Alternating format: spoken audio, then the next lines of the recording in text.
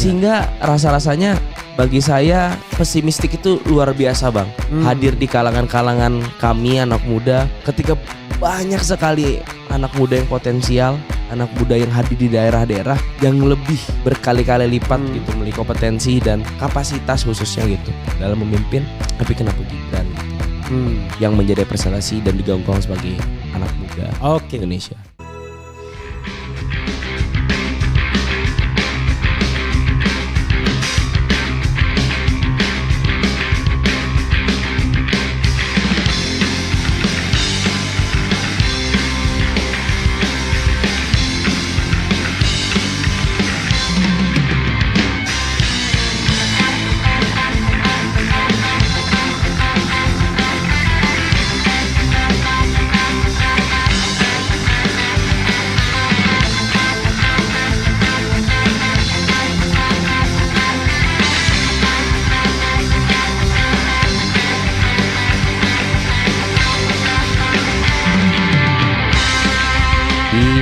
Perkenalkan, nama saya Satria Noval Putra Ansar dari Ilmu Pemerintahan Fakultas Ilmu Sosial Politik Universitas Brawijaya yang sekarang mungkin diamanahi menjadi Presiden Eksekutif Mahasiswa Universitas Brawijaya 2024 dan juga sekaligus merangkap bantu-bantu menjadi Koordinator Pusat BEM Seluruh Indonesia Kerakyatan 2024. Kayak gitu bang. Satria Noval Putra Ansar. Putra Ansar. Oh Putra Ansar. Nah ini khas Bugisnya di Ansar ini ya. Oke. Memang ayah bapaknya Ansar ya namanya? Iya betul. Oke. Bro, kalau bisa agak stay sini ya, jangan sini ya. Oke. Karena kita live ya. Dan ini peka. Mungkin bisa dijawab pertanyaan pertama saya tadi, apa agenda panjenengan dari Brawijaya tadi udah dibilang ya. Malang bang. Universitas Brawijaya Malang, Fakultas Ilmu Sosial Ilmu dan Politik. Ilmu Politik, jurusan Ilmu Pemerintahan. Oke, silakan. Apa agenda SI dan lain sebagainya? Jelaskan. Satu, secara singkat mungkin diundang Presiden ILC Bang Karni Ilyas untuk sharing, bantu untuk menyampaikan keresahan mengenai Jokowi menghitung hari dan Gibran yang di ujung tanduk. Dan yang kedua, sekaligus memang kami memang bergiat bang untuk menciptakan konsolidasi-konsolidasi di Jakarta khususnya menjadi sentral dengan ngebut konsolidasi bersama seluruh elemen dari tanggal 10 ini bang, dari tanggal 10 sampai tanggal 20 nanti kita bakal banyak ngebuat gerakan sipil khususnya diskusi publik, kajian-kajian kita akan merilis untuk dalam tajuk besar mengadili 10 tahun Jokowi beserta keluarganya dan menggagalkan pelantikan Gibran Raka Buming Raka. Oke, luar biasa. Itu dua agenda besarnya ya. Tuh. Oke, mengadili Jokowi, membatalkan pelantikan Gibran. Tentu pertanyaan klasik Gibran dulu dah ya kan, yang dalam waktu dekat ini. Why? Kenapa Gibran harus dibatalkan menurut perspektif Bro Satria? Pertama karena kita telah gagal mengalahkan Gibran di pemilu bang. Oh gitu ya. Pertama. Oke. Kedua, ketika kemudian sudah terpilih, kenapa kemudian kita menarasikan membatalkan Gibran? Satu, lebih dari sekedar Gibran tidak taat pada partainya, lebih dari sekedar Gibran adalah nepo baby dan sebagainya macamnya. Tapi dari awal pencalonan Gibran telah melakukan perbuatan melawan hukum. Gibran mencatut label anak muda untuk bisa memenangkan pemilu, memenangkan elektoral dengan menjadi representasi anak muda yang sama sekali kita rasakan lebih dari sekedar usia bang ya. Tapi perihal gagasan, intuisi dan afeksi-afeksi yang kemudian hadir dari seorang Gibran tidak sama sekali bersentuhan dengan anak muda. Ketiga, bahwa per hari ini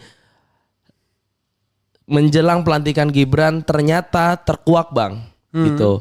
Yang mungkin sedang ramai dan telah ramai dan trending di Twitter bahwa ada indikasi, ada dugaan bang, yang kalau kata Bang Roy Suryo 9,9% Iya. bahwa akun Fufu Fafa yang di Kaskus 99,99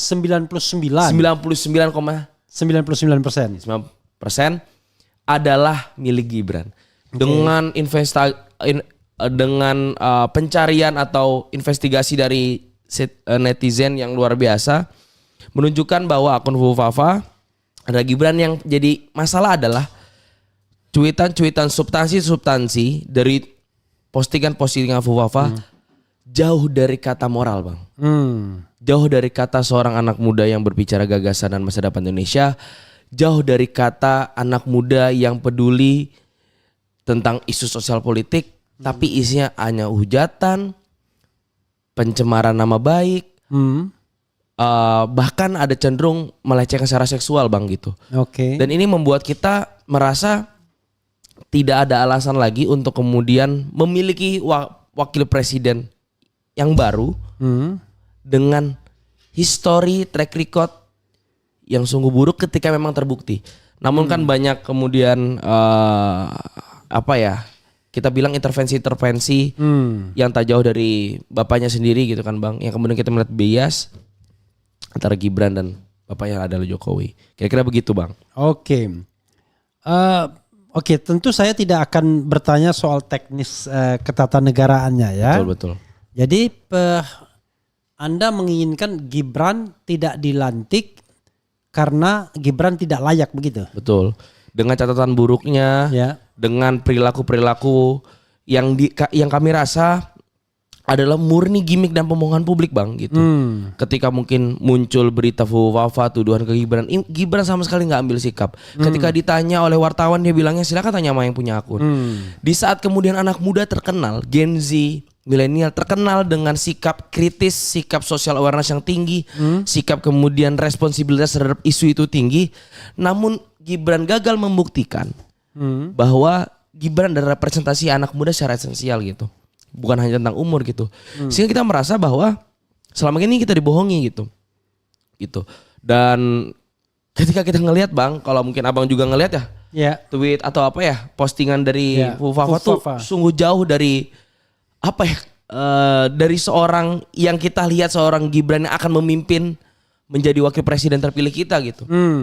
Sehingga bayangkan gitu, ketika anak muda hari ini, apalagi Gibran dengan privilege nepotisme yang diberikan oleh bapaknya menjadi wakil presiden, bertengkar pikiran dengan anak muda di seluruh dunia dan mengatasnamakan Indonesia, dan dia melihat ini adalah anak muda Indonesia.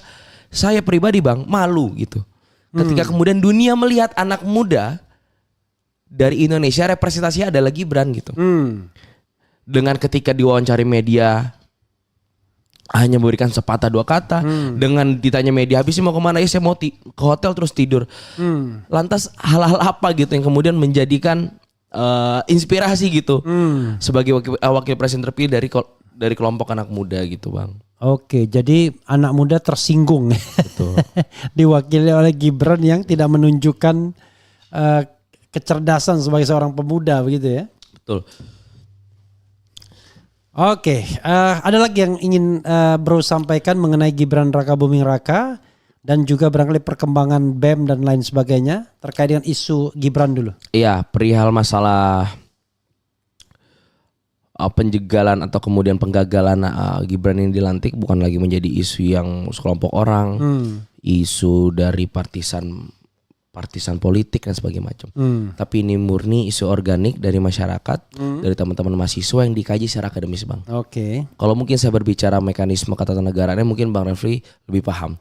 Tapi saya ingin menjabarkan dari perspektif anak muda, dari perspektif mahasiswa yang melihat problematika anak muda bernama Gibran yang ternyata punya track record buruk yang diduga memiliki akun itu. Kami rasa hari ini Gibran maju pun jadi eksekutif Mas Subrojo itu pernah, Bang, waktu pemilu kita merilis sendok bayi dan dot bayi, Bang. Oke. Merilis. Itu kita simplikasi dan kita cocokkan ke Gibran dan Jokowi. Maksudnya apa? Ketika seorang bayi tidak akan bisa meminum susu tanpa dot itu, Bang. Oke. Dan seorang bayi tidak bisa makan tanpa disuapkan. Oke. Sehingga kita melihat kompetensi, cara berpikir, dan cara memimpin terkhusus pada konteks kenegaraan elektoral dalam pemenangan apalagi tidak lain tidak bukan disuapi oleh bapaknya kemudian sekaligus Presiden Republik Indonesia Jokowi. Oke, jadi Anda mengatakan dia bukan pribadi yang mandiri, Betul. independen gitu ya. Betul. Jangankan untuk jadi wakil presiden, mungkin untuk jadi ketua BEM SI aja nggak pantas. bahkan kita untuk dalam kategori ketua BEM, menteri di dalam BEM, Iya. kita punya kualifikasi gitu Bang. Contohnya IPK. Oke. IPK misalnya di kampus saya 3,5. Itu syarat menjadi ketua BEM. Oke. Dengan sejumlah prestasi untuk meyakinkan publik bahwa dia layak memimpin. Hmm. Misalnya lagi gitu, di kampus ada pergantian kekuasaan, pergantian BEM. Tidak ada cawe-cawe, ada pembatasan gitu Bang. Senior yang sudah menjabat dengan junior yang akan menjabat gitu. Contoh lagi Bang, kita di BEM. Untuk menjadi ketua BEM Bang, itu harus menjadi menteri dulu, harus menjadi ketua departemen dulu, harus menjadi wakil kepala departemen dulu, harus menjadi staf dulu mungkin gitu. Untuk memastikan bahwa jalannya kepemimpinan, rantai kepemimpinan ini pasti gitu. Untuk meyakinkan publik bahwa yang memimpin adalah kompeten. Ketika kita meng-comparing kepada isu kenegaraan yang lebih luas Bang, Yeah. dan berdampak gitu karena menciptakan sebuah kebijakan yang berdampak pada ribuan bahkan jutaan masyarakat gitu. Kita dipimpin dengan orang yang IPK-nya katanya 2,3, yang sekarang ijazah sedang dipertanyakan gitu. Terkait pendidikan yang sedang dipertanyakan, public speaking dan pikiran kita nggak mengerti bagaimana Gibran Raka Buming Raka berpikir tentang negara arah ke depan gitu. Belum lagi proses yang ditempuh Gibran yang sama sekali per hari ini tidak akan ada yang ikhlas, khususnya saya Bang. Gitu. Dengan privilege dan label Nepo Baby gitu. Yang akhirnya kami sempurnakan dengan simbol dot dan sendok bayi sebagai bentuk Gibran tidak mandiri secara politik, harus disuapi dan disuap susu dan nasi oleh orang tuanya yang sekaligus Presiden Republik Indonesia. Oke, jadi kalau saya simpulkan ini underperformance ya, Iya, gitu. under qualification. Betul. Dan Gibran jauh dari sosok anak muda dan wakil presiden yang kita idam-idamkan Bang gitu. Ketika dulu kita punya tokoh-tokoh yang luar biasa pemikir gitu. Tokoh-tokoh revolusioner yang mampu menciptakan gebrakan-gebrakan dan eksistensi Indonesia di mata dunia gitu Bang. Abang mungkin bisa bayangkan 5 tahun ke depan kita dipimpin sama orang Prabowo, ketika mungkin Presiden Prabowo berhalangan hadir dan justru akan menggantikan Mas Gibran di forum-forum nasional, forum-forum dunia. Jangan panggil Mas Gibran, Gibran aja. Gibran gitu. Gibran gitu Bang. Kalau saya trauma dengan orang panggil Mas Gibran itu, biasanya udah mau melipir ini kalau Mas Gibran. Oh, enggak Gibran gitu kan Bang. Iya. Anaknya jauh-jauhan Mas kan Bang. Iya, Solo oke. kan Mas. Iya. Keluarga Solo. Nah, bayangkan gitu Bang, dipimpin oleh seorang wakil presiden yang ketika dikasih mic cuma diam, ya udah itu aja. Oke. Udah saya habis nih ke hotel tidur. Sehingga rasa-rasanya bagi saya pesimistik itu luar biasa Bang. Hadir di kalangan-kalangan kami anak muda ketika banyak sekali anak muda yang potensial, anak muda yang hadir di daerah-daerah yang lebih berkali-kali lipat gitu memiliki kompetensi dan kapasitas khususnya gitu dalam memimpin. Tapi kenapa Gibran gitu? Yang menjadi representasi dan digaung-gaung sebagai anak muda Indonesia. Kalau Anda mengatakan ya, kenapa Gibran harus tidak dilantik dengan 3 kata? Bisa nggak? 3 kata loh. 3 kata. 3 kata Satu Bang. apa? Saya pikir dulu Bang. 3 kata. 3 kata. Kenapa dia tidak harus dilantik dengan 3 kata? Nepotisme, Nepotisme 1. inkompeten, Inkompeten. tidak kredibel.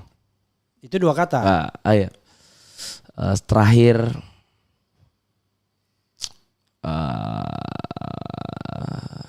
apa ya? Terakhir dependen. Oke. Bergantung pada orang lain. Oke. Jadi 1 tadi apa tadi? Saya juga lupa Bang. Nepotisme, Nepotisme, inkompeten, incompetence, dependent. dan terakhir dependen. Harusnya anak muda independen Bang. Ya. Gitu. Jadi dia Gibran itu tidak punya kompetensi. Iya. Jauh dari harapan kita lah Bang. Ya, apalagi tadi? Sebagai anak muda. Inkompeten, Karena dia nepotis, nepotisme, dia lahir dari ya, jalur nepotis. dan kemudian dia orang yang bergantung, tidak independen, tidak mandiri. Betul. Jadi wajar ya saudara sekalian kalau kita susah mengulangi karena ini kita baru aja keliling-keliling gasing-gasing tiba-tiba pagi ini atau dini Betul, hari kita dini hari. melakukan sebuah podcast ya, ngeri-ngeri sedap. Oke. Kita geser dari Gibran ya. Anda juga ingin Jokowi diadili. Iya. Ini tema yang sudah jamak. Semua orang mengatakan demikian. Betul. Tapi kemudian pihak sana ngece itu ngejek kita. Ngomong doang. Buktinya sampai sekarang nggak ada kan, berhasil tidak diimpeach kan Mulyono atau Jokowi. Alasan Anda kenapa? Toh bagi mereka baik-baik aja itu berhasil Jokowi, kata Kodari tadi kan gitu. Oke, silakan. Iya, pertama Bang, 10 tahun Jokowi itu kompleks. Setiap tahun, setiap menit, setiap hari Jokowi mampu merubah perspektif orang dan kepercayaan orang. Saya 2019 Ya. masih menganggap 2019 sebelum dia terpilih Bang ya, Ya. di periode 2, melihat Jokowi masih menjadi harapan karena dia ingin lanjut periode kedua untuk menuntaskan. Tapi ternyata ketika reformasi di korupsi, RKUHP, revisi Undang-Undang KPK, RUU Minerba, dan seluruh peraturan perundang-undangan yang bermasalah, produk hukum yang bermasalah, serta orkestrasi politik yang rasa-rasanya hari ini jauh dari kata ideal dan jauh dari kata kesederhanaan yang melekat pada Jokowi. Sehingga saya nobatkan hari ini Jokowi adalah presiden paling palsu di dunia. Berkata A melakukan B, berkata B melakukan A, gitu. Kalau di dunia mungkin agak terlalu hiperbola. Iya, ya. mungkin dalam sejarah Indonesia kali Bang ya, dalam sejarah Indonesia lah ya. dalam sejarah paling Indonesia. Karena saya juga nggak bisa menjawab tuh kan sedunia. Dalam sejarah Indonesia lah. Karena gitu. banyak presiden yang lebih kacau dari Betul. Jokowi ya. Ada yang lebih inilah ada Bang Idi ya. Amin Betul. di Uganda dulu ya. Jadi ralat berarti Jokowi adalah presiden paling palsu. Oke, dalam sejarah Indonesia. Dalam sejarah Indonesia ya. Selain itu apalagi yang menyebabkan Anda berpikir bahwa Jokowi harus diadili? Iya, selain tidak komitmen pada apa yang kemudian telah dia janjikan, apa yang kemudian di-statementkan, dan apa yang kemudian telah ia katakan dengan perbuatannya, rasa-rasanya Jokowi melahirkan banyak standar-standar baru yang menjadi pijakan untuk orang-orang melakukan dan menghalalkan segala cara lainnya. Contoh Bang, Ya. ketika kita mungkin bicara politik dinasti Bang, misalnya politik dinasti. Oke, orang bilang politik dinasti, ini ada keluarga A, B, C dan sebagainya macam. Yang menjadi pembeda dari politik dinasti Jokowi adalah Jokowi masih memegang kekuasaan dan kekuasaan tertinggi gitu Bang. Mungkin banyak ya politik dinasti Soekarno, politik dinasti Soeharto, Gus Dur dan sebagainya macam gitu. Tapi menjadi pembeda adalah Jokowi masih memegang kuasa dan memegang kuasa tertinggi. Dan ketika politik dinasti itu terjadi di kota-kota kecil dan segala macam, misalnya anggaran bansos digunakan untuk kampanye, politik pork barrel namanya kan Bang gitu. Pork barrel politik ya. Pork barrel politics gitu. Politik Ketika orang mikir kayak ya kita melakukan, toh lihat presiden gitu. Contoh, ketika ada orang yang mencabik-cabik, mengubah-ubah dan berkeinginan menghancurkan dan mengkhianati konstitusi. Sehingga orang bilang standarnya adalah Jokowi kemarin membuat putusan MK nomor 90, putusan MK nomor 60 dan 70 hampir dia anulir menggunakan balik dan akhirnya untuk kita tekan untuk tidak dianulir gitu. Sehingga orang karena Jokowi akhirnya membuat standarisasi baru gitu Bang. Oke. Dengan Standarisasi baru yang negatif dan cenderung negatif dalam cara konsepsi bernegara gitu ya Bang. Itu. Sehingga itu jadi presiden buruk gitu. Jokowi adalah presiden yang menimbulkan presiden buruk bagi Indonesia. Oke. Gitu. Presiden buruk. Iya. Presiden yang menciptakan presiden buruk. Jadi gitu. presiden buruk dari presiden buruk. Betul. Lebih cocok gitu Bang. Apalagi yang ingin Anda sampaikan? Iya. Sampaikan unek-unek Anda di RH Channel semau Anda pokoknya. Saya beri kesempatan Anda untuk menyampaikan apa yang Anda pikirkan seluas-luasnya, sebaik-baiknya, sejelas-jelasnya. Silakan. Oke, siap. Saya mau istirahat. Oke, silakan. Oke, siap. Ya. Pertama, tadi bicara Jokowi dan ini bicara keluarganya. ternyata bukan hanya Jokowi yang problematik, keluarganya juga. Sudah jelas Kaisang naik private jet itu lebih dari sekedar nebeng bang gitu. Kalau dia bukan anak presiden nggak ada yang mau nebengin dia gitu. Karena dia anak siapa? Anak presiden. Makanya dia ada potensi untuk ditebengi oleh orang-orang yang berkepentingan gitu. Dengan orang tuanya gitu. Walaupun nebeng tapi yang punya nggak ikut. Betul. Nah itu tuh lebih aneh kan bang gitu. Selanjutnya ketika berbicara tentang private jet 400.000 rotinya Kaisang gitu. Menunjukkan buat teman-teman 10 tahun kita terbuai, kita terlena, kita tertipu atas kesederhanaan yang dilakukan oleh Jokowi dengan kemeja putih yang 150.000, 100.000, 70.000 dengan celana hitam dengan kesederhanaan dan masuk gorong-gorongnya Presiden Jokowi, kita terlena dan tertipu gitu, bang gitu akan hal itu. Sehingga ini menjadi evaluasi untuk kita bahwa ternyata sifat kerakyatan itu sifat merakyatnya seseorang itu ada waktunya gitu teman-teman.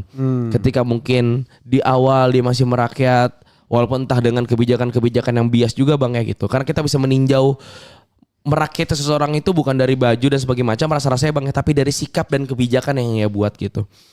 Dan ketika berbicara 2019 adalah momen saya juga masih berbicara Jokowi adalah harapan baru untuk Indonesia. Jokowi adalah kita. Ternyata dari reformasi di korupsi dia mengkorupsi reformasi, dia mengkhianati esensi-esensi reformasi. Saya mungkin bisa menyesal gitu karena telah memilih dan percepat Jokowi. Tapi yang jadi masalah adalah kapan orang-orang yang di sekeliling. Stop dulu. Anda mengatakan pernah memilih Jokowi? Bukan memilih karena saya belum ada hak suara waktu itu. Oke. Tapi saya memberikan harapan. Anda usia sekarang berapa? 22 tahun. 22 tahun. Iya. Kemarin milih dong. Enggak milih saya bang. Saya belum ada. Tapi September September. Enggak, yang kemarin. Oh, yang kemarin milih saya. Oke, 2024 saya milih. 2019 saya bilang. Saya tidak bicara tanya pilihan Anda. 2019 nggak milih ya? Saya nggak milih. Oke, 2019. Silakan. Go ahead. Jadi bicara Jokowi 2019 saya punya harapan tuh bang. Dan saya menyampaikan beberapa pendapat gitu di ruang kelas. Bahwa keberpihakan saya dulu pada Jokowi. Waktu itu gitu. Anda SMA. SMA, oke. Dan saya rela bang SMA berdebat. Di salah satu kecamatan di Kuta Kartanegara namanya Tenggarong bang. SMA 1 Tenggarong. Oh, Tenggarong ngetop. Ya. Saya Kalimantan Timur, Kuta Kartanegara. Oke, Tenggarong. Oke, silakan. Di sudut-sudut kelas saya rela bang berdebat dan meyakinkan kepada publik bahwa seorang anak SMA kelas 2 kelas 3 bilang bahwa Jokowi adalah harapan. Karena dengan kesadaran Jokowi dia paham betul gitu apa yang diinginkan oleh rakyat kecil dan sebagainya macamnya. Dan ternyata mungkin saya bisa menyesal karena saya mungkin pernah beri harapan. Tapi yang menjadi pertanyaan dan menjadi goals adalah kapan ya orang-orang di sekeliling Jokowi menyesal selalu berdampingan di momen-momen Jokowi mengkhianati konstitusi, Jokowi mengkhianati esensi reformasi gitu. Karena kan dia bilang bang di salah satu kongres partai politik ya bang, dia bilang saya dulu yang datang sama saya berbondong-bondong, yang ninggalkan saya juga berbondong-bondong. Dia memberikan satu energi bahwa gue mau ditinggalin nih bro gitu. Itu di di Nasdem ya. Kongres Nasdem. Sehingga cenderung bagi saya ya ketika semua orang meninggalkan Anda harus muhasabah diri gitu. Apa yang kemudian Anda lakukan, bagaimana keterikatan Anda dan orang-orang lingkungan Anda gitu. Apakah keterikatan pertemanan itu hanya sebatas kekuasaan, bukan hanya terbatas masalah emosional ataupun pikiran ideologis gitu. Sehingga layak untuk Anda ditinggalkan. Terkhusus pesan saya kepada Bapak Presiden terpilih, Pak Prabowo, jangan segan-segan untuk meninggalkan Pak Jokowi jika dirasa memang mengganggu dan melawan arus dari esensi-esensi yang kemudian baik untuk menjadi landasan 5 tahun ke depan gitu. Karena misalnya kata Bung Kodari tadi bang, misalnya ya Pak Prabowo sekarang senang kok dia berpikir tentang menteri infrastruktur, struktural kementerian segala macam. Ya bagus. Tapi kan yang menjadi pengganggu adalah Pak Jokowi yang selalu mengajak makan malam, Bang Refli gitu kan. Selalu mengajak makan ini segala macam yang selalu menebar kedekatan dan segala macam. Bagus lah gitu. Akhirnya orang mengganggu ini harus dikurasi gitu. Termasuk Pak Jokowi yang kemudian menitipkan menteri-menterinya sebagai orang-orangnya dia dan sebagainya macamnya. Sehingga konstelasi-konstelasi ini tuh cukup mengganggu bang bagi kita mahasiswa, bagi masyarakat kecil yang hari ini mungkin upahnya masih minim, upahnya tidak sesuai dengan kesepakatan dan sebagainya macamnya. Kira-kira begitu Bang. Oke, ada lagi bro yang ingin Anda sampaikan? Itu dulu. Oke, Anda kesini kapan? Baru-baru aja? Baru jam 6 maghrib tadi Bang. Oke, Baru ini. jadi belum sempat istirahat juga dia.